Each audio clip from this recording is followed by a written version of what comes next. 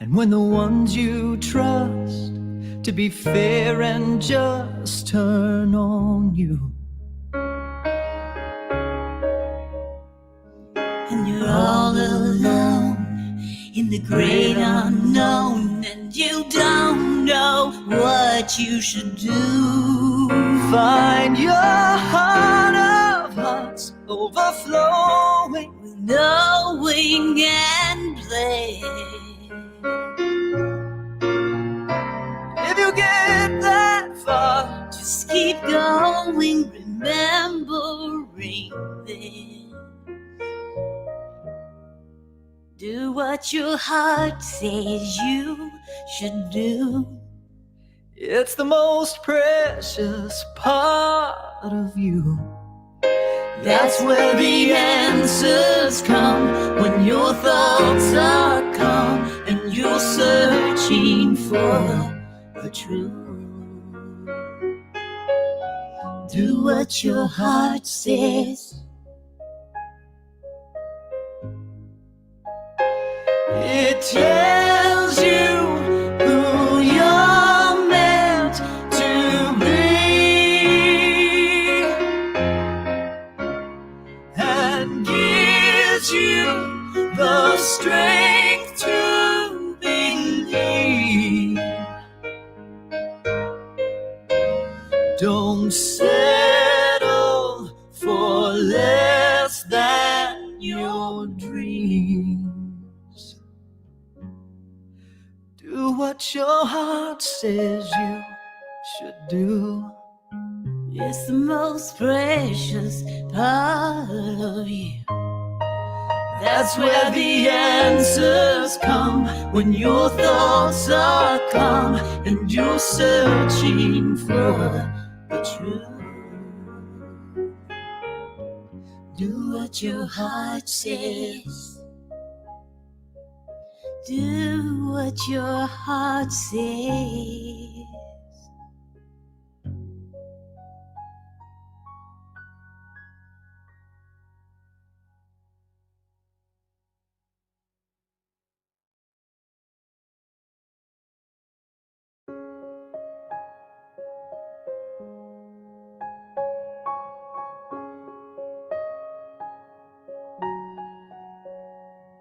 There's a treasure map hidden in the depth of your soul.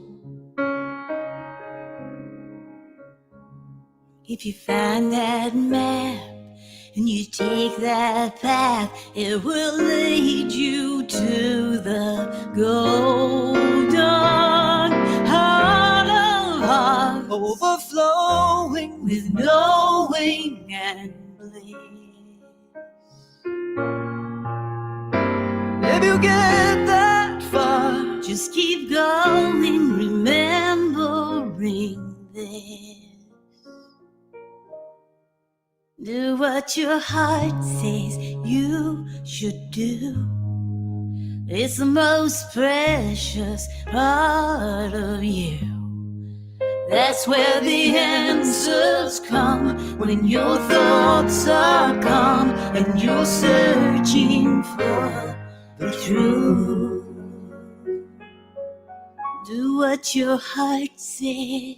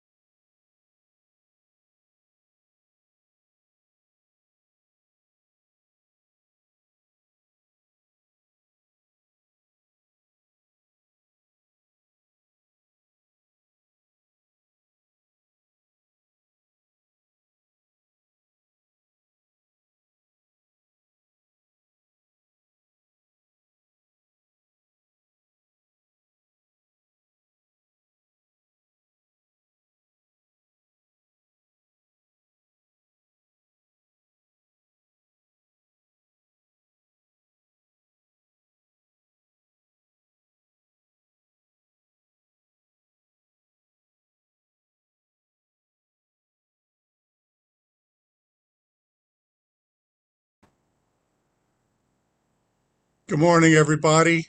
Welcome to the Centers for Spiritual Living in St. George, Utah. We're delighted to have you all with us this morning. It's a beautiful day here. And we are an open, loving, and inclusive community that supports creative thinking and living a deeply spiritual life. So welcome again. I'd like to briefly introduce who's participating today. We have Chris McCardle in the background, making sure we do what we're supposed to do. Cheryl Barlow will be offering our special music. Star Sterrett will be doing our invocation. We have Reverend,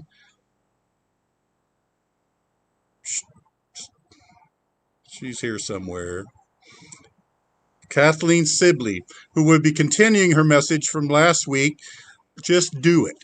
And Marina Anderson will be offering our prayer for a new minister. So let's get this thing going. Come on in, Cheryl. Good morning, Alan. So happy to be here with you and with the rest of the service team today. We're going to go ahead and move into the music section where we just release anything that happened this morning or anything that might be coming this afternoon, and really just be present and open to the way Spirit presents itself during this service. This is a traditional Buddhist prayer that singer-songwriter Karen Drucker arranged so that we could share it and sing it. May I be filled with loving kindness. May I be well. May I be peaceful and at ease. And may I be happy. May you be filled with loving kindness. May you be well. May you be peaceful and at ease. And may you be happy. May we be filled with loving kindness. May we be well. May we be peaceful and at ease, and may we be happy. I am filled with loving kindness. I am well. I am peaceful and at ease, and I am happy. I'm going to invite Star into the service to share her invocation with us today. Thank you, Star. Hi, everyone. Welcome to CSL, St. George, Utah. I'm glad you're here today. I invite you to close your eyes or just sit and contemplate today's service. Because right here, right now, I know that there is only one presence. And that presence is inclusive with everything and everyone. And in that inclusivity, I know that there is things that need to be heard, and let them just float through you, for you, and as you. As right here, right now, I know that inspiration is present in this one mind. It's present and it's all around. It's all around me, and therefore it's all around everyone and everything. What is mine to do is done. And it is done in the highest and best interest of everything and everyone. It is the utmost beautiful, beautiful presence. And so right here, right now, I bless this service, and I bless Reverend Shibley in creating this sense of faith that is already present here. And I allow it to seep in deeply into my knowing. And so I bless this day, and I bless this service, as together we say, and so it is. And so it is. And now I will invite you to sing along and affirm these words with me. May I be filled with loving kindness. May I be well. May I be peaceful and at ease. And may I be happy. May you be filled with loving kindness. May you be well. May you be peaceful and at ease. And may you be happy. May we be filled with loving kindness. May we be well.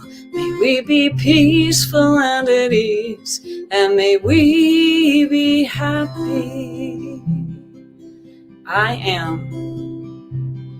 am filled with loving kindness. I am well. I am peaceful and at ease. And I am happy.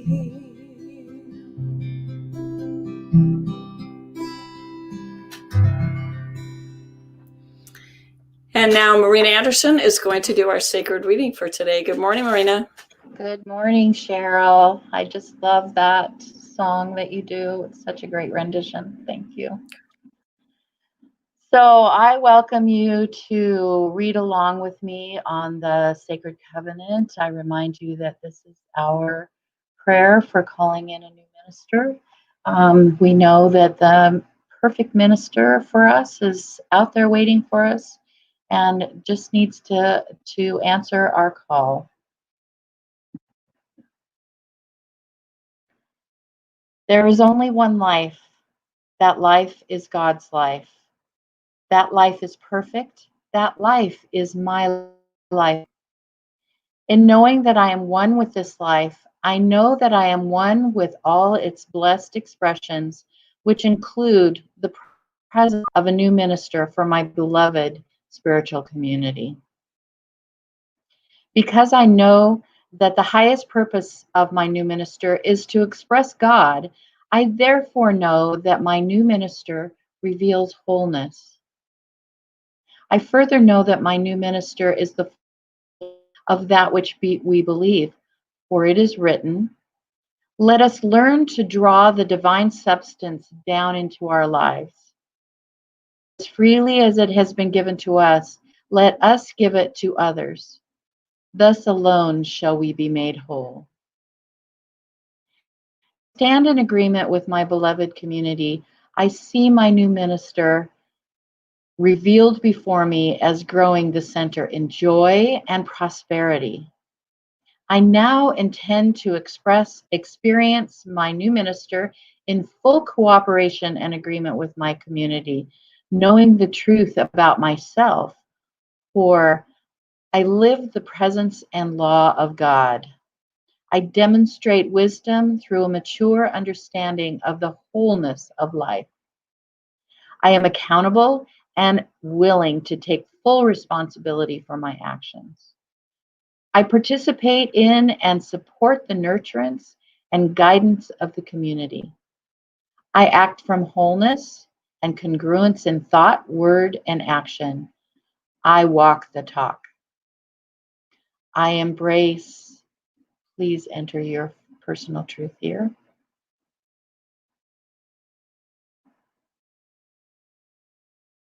I now accept the highest expression of a new minister into my life, knowing that they are revealed in a way that expresses God and serves the highest and greatest good for all who are touched by their presence.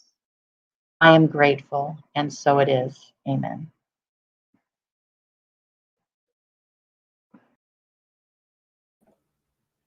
Amen. So our September theme has been facing the fear. And this week's our focus is just do it. Can we? Sometimes we forget that faith without works is dead, as the Christian Bible says. And Charles Fillmore, who was a New Thought minister and the founder of Unity, he said so many people pray and pray and pray. They don't get action. Our bodies need to be acted upon. It is not altogether praying, but it is doing. You must do something. Similarly, Ernest Holmes reminds us about the partnership of faith and works by saying one's mind should swing from inspiration to action, from contemplation to accomplishment, from prayer to performance. And sometimes what gets in our way is a past situation and the voices that are going on in our heads, or even a current situation that we can't seem to find our way out of. But it's a good reminder that every day is a brand new beginning. Every day is a new day. And sing along, my lovely spiritual community. I sure miss you. It's a new day. Today it's a new life. My way. The doubts, they are no match for me. I'll take my faith and fly, because I know that I am creating my own destiny. The past is gone, it has no power here. I'm a mighty force in spirit's atmosphere. So I choose to grow, yes, I choose to thrive. This longing will not be denied. It's a new day, today it's a new life, my way. The doubts, they are no match for me. I'll take my faith and fly, because I know that I am creating my own destiny. Right here, right now, I claim that I am whole. There is nothing else that I need to know. So I affirm my worth, yes, I'm deserving of God's goodness abounding in love. It's a new day, today it's a new life, my way. The doubts, they are no match for me. I'll take my faith and fly, because I know that I am creating my own destiny. As I believe it, so it will be. Back to you, Alan. Cheryl, that's got to be my favorite song that you've written. It just thank you, sir. makes me want to jump up and dance. But now it's time to move on and welcome Reverend Kathleen Shibley, who will continue the second half of her message. And we're looking forward to it. Just do it. Can we?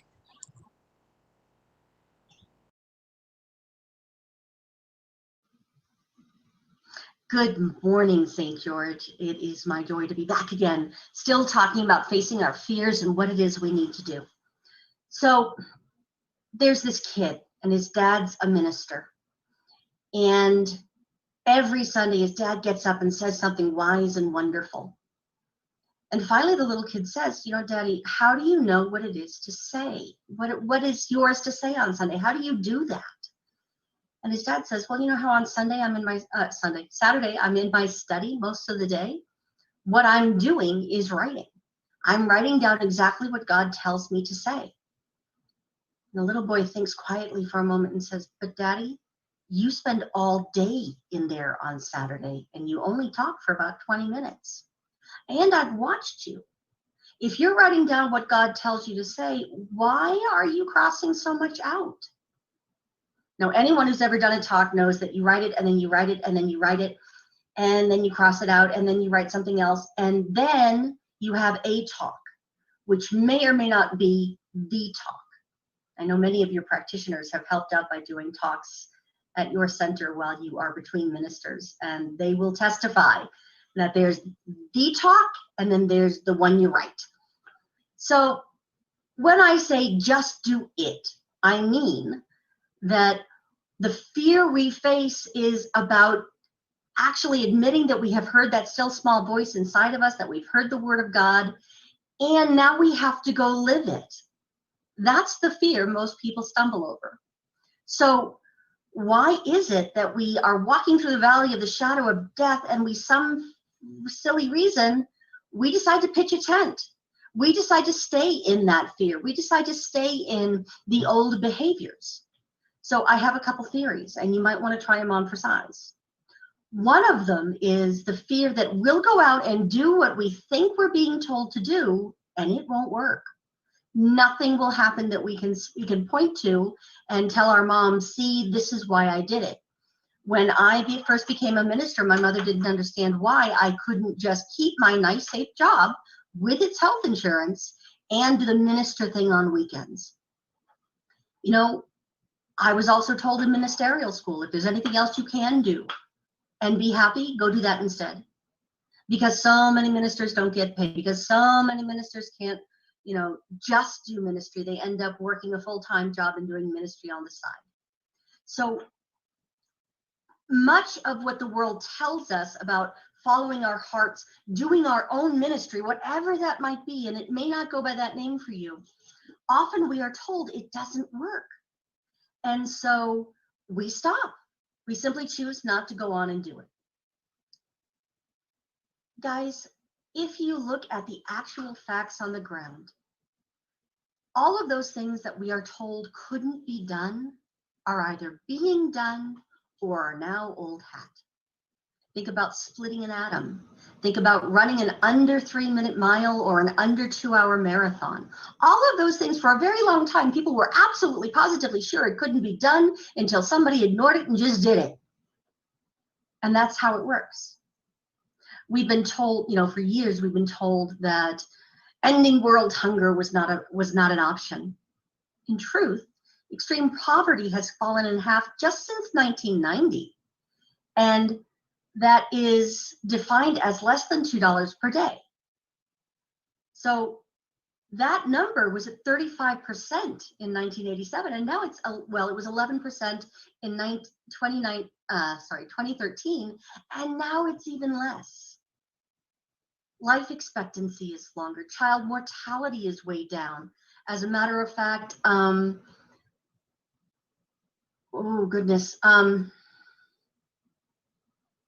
in 1990, in Africa, 17% of children died before reaching the age of 5. And by 2015, that was down to 8%. Now, that may not seem like a huge dip in numbers, but if it's one of your kids, it's a very significant percentage. In the world's second largest country is India. Child mortality fell between 1990 and 2015. It fell by 69%, or more than 2/3. In China, it fell by 83% in the same time. This is driving up life expectancy. This is driving up quality of life, because we're not always in mourning for about half of our kids anymore.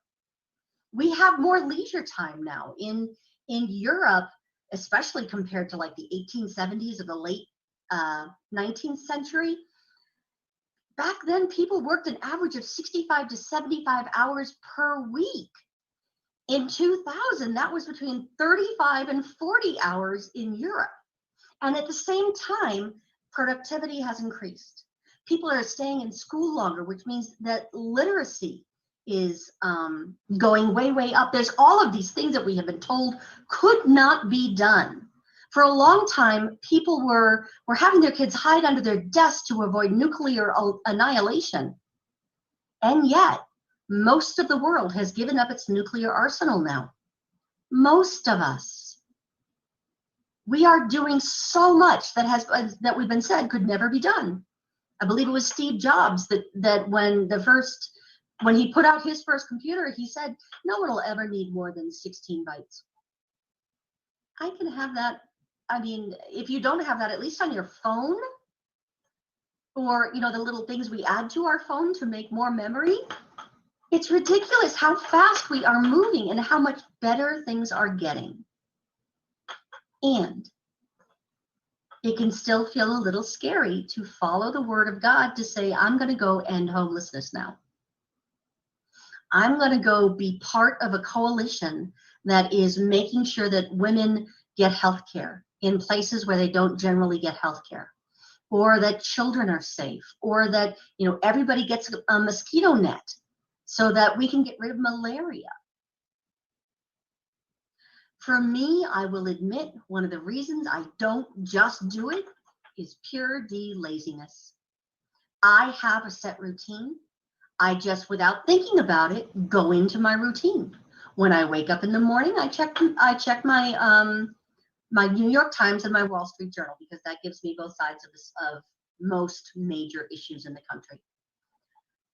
You know that I am a happier person if I get up, get myself put together, make a pot of coffee, and then sit down and do my prayer work and my meditation first thing.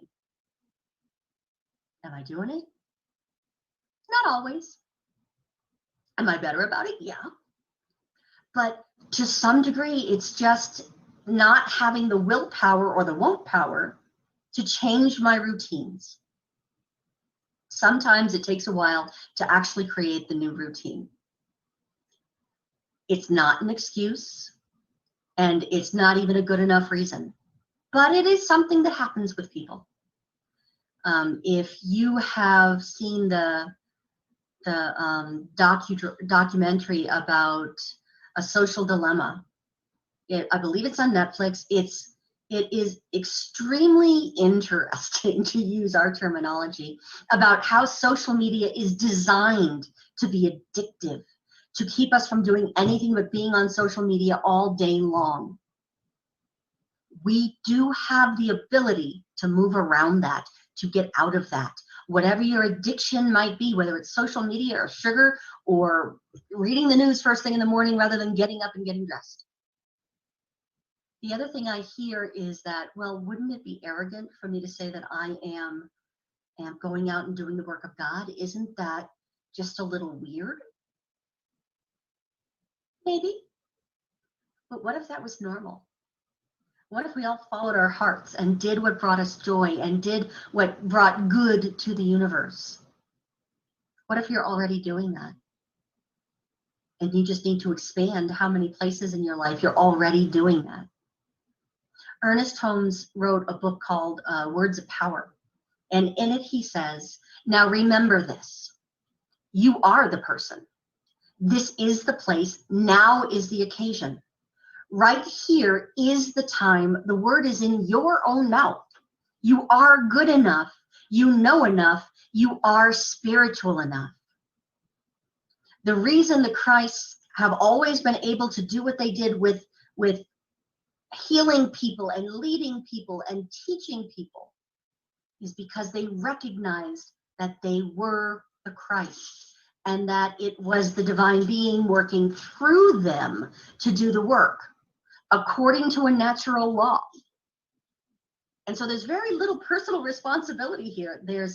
We get the instruction, we go follow the instruction, and then spirit or the universe rearranges everything so that it works. And if it's not working, that's just, this is where we bring back in the curiosity. Why is it not working? What else could I be trying? What's the belief I've been holding? Something else that we forget sometimes is that when we experience fear, physiologically speaking, that's just a huge adrenaline dump.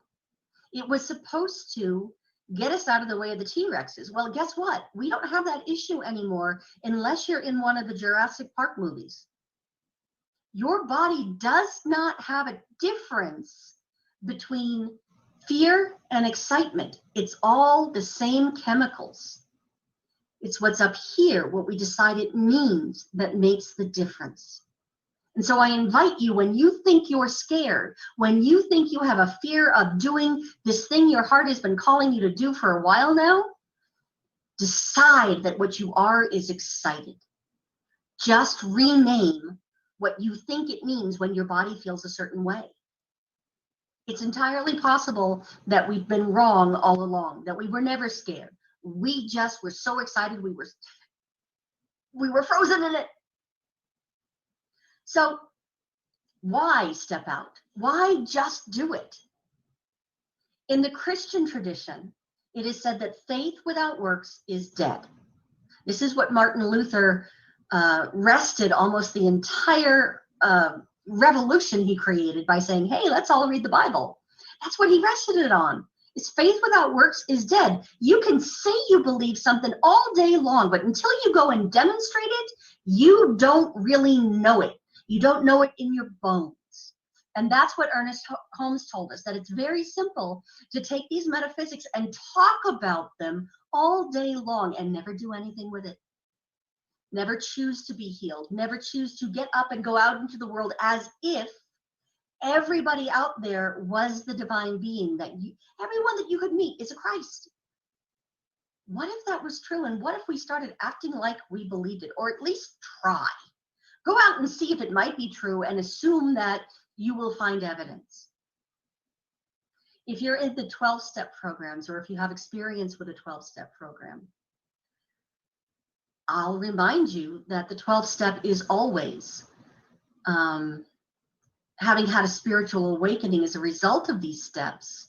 We tried to carry this message. In the beginning, it was this message to alcoholics, but to others, and to practice these principles in all our affairs.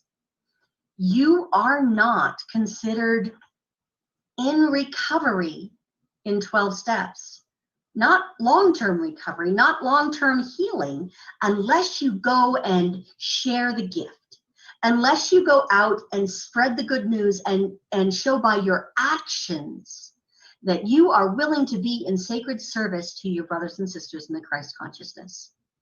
Many centers these days are talking about seva, or sacred service. Seva is S-E-V-A. And it is one of the things that is a huge part of our global vision. If you really want to be part of the global vision, you must go live in the world that works for everyone, and that includes you. In the world that works for everyone, forgiveness is the norm, and so we go out into the world and practice forgiveness. We have a very normal experience of joining our personal responsibility with our social activity. And that is in every aspect of our lives, including the political, the academic, the social, our spiritual lives, all of it. There is no spot in your life that is outside of the spiritual aspects of your life.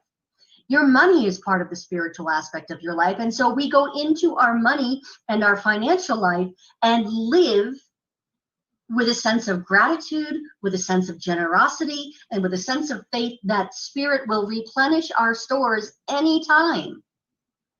If you are not giving generously to the things that you care about, then you don't understand the law of circulation. And you are cutting yourself off from good that you ought to have. You deserve to live in that prosperity.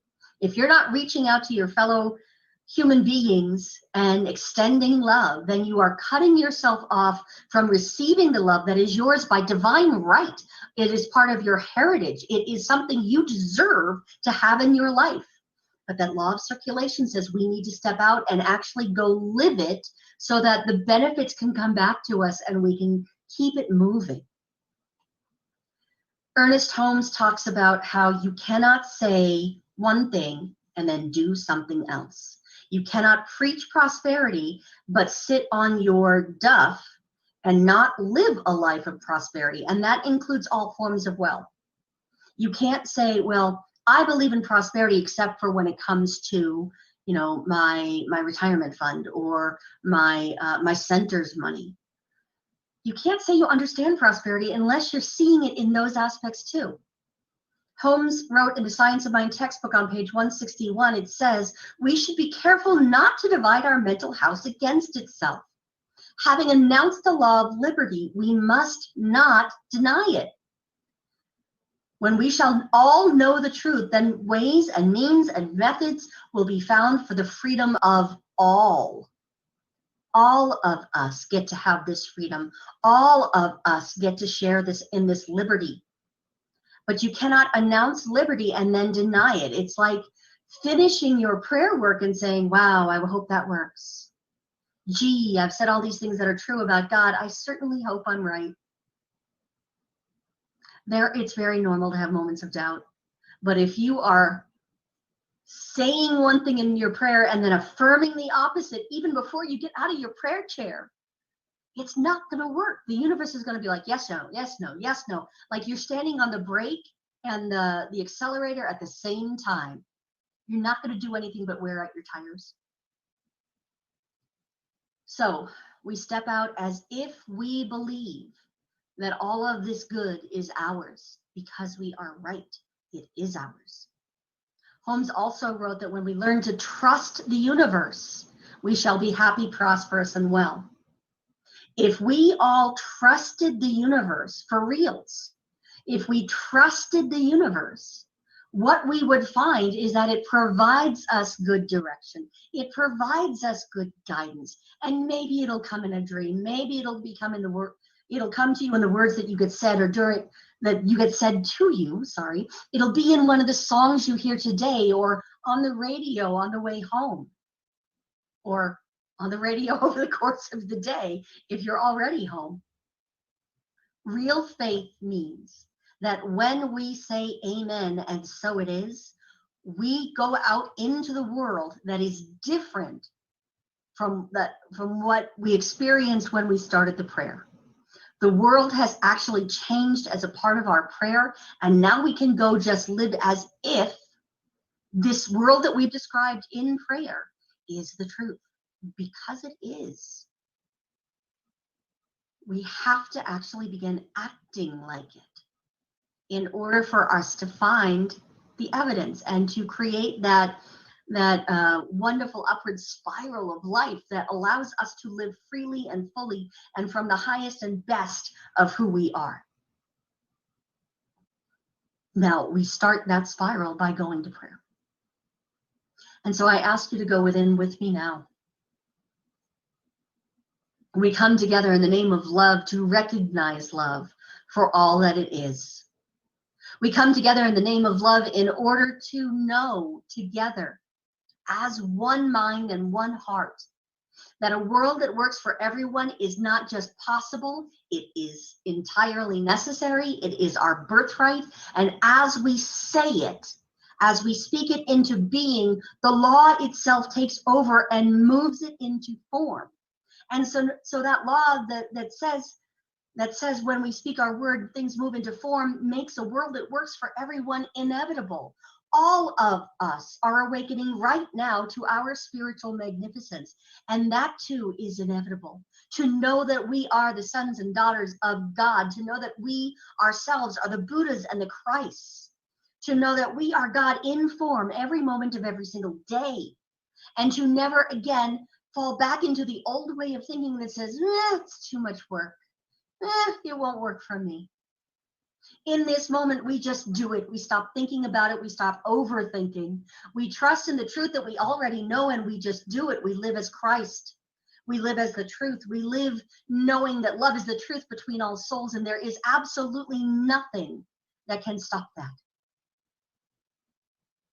Resting in that, knowing it with every fiber of my being about myself and every other being on this planet.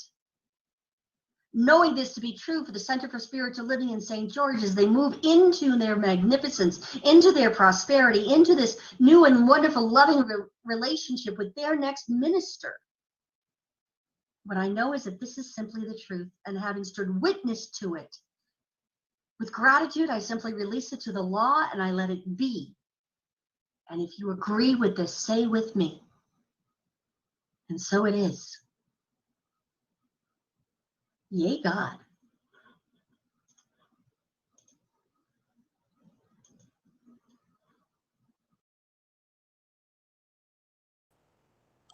And so it is.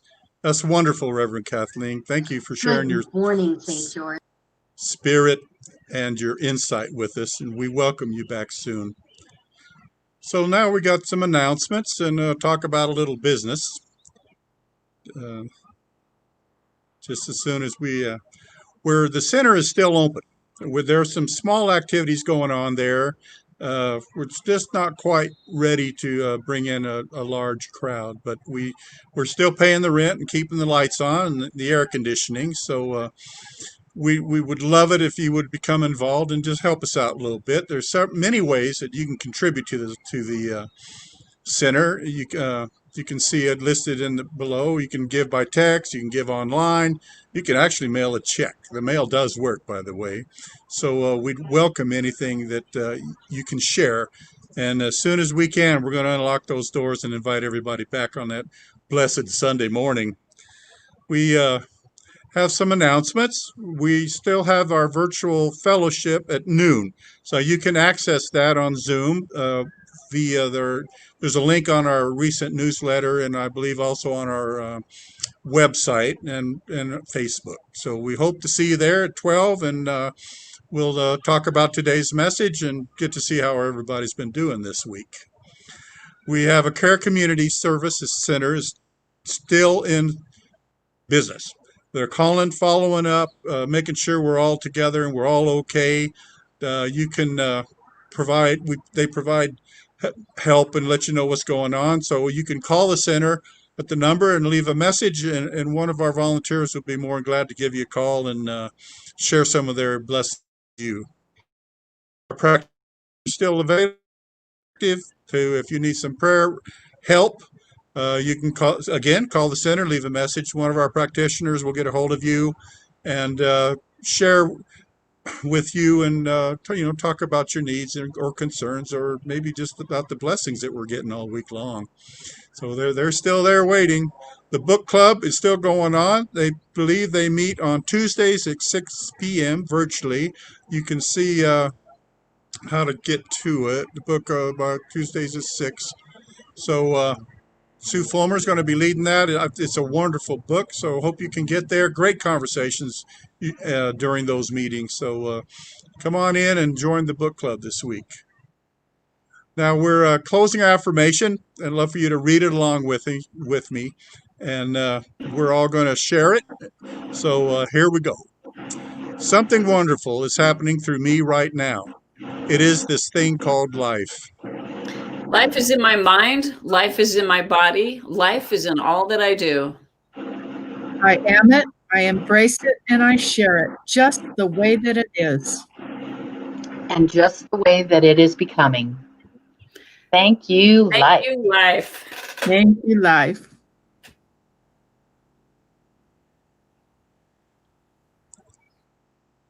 Thank you, life. We're looking forward to seeing you all again next Sunday morning at 11 o'clock Mountain Time. And until then, have a blessed week. Namaste, my friends.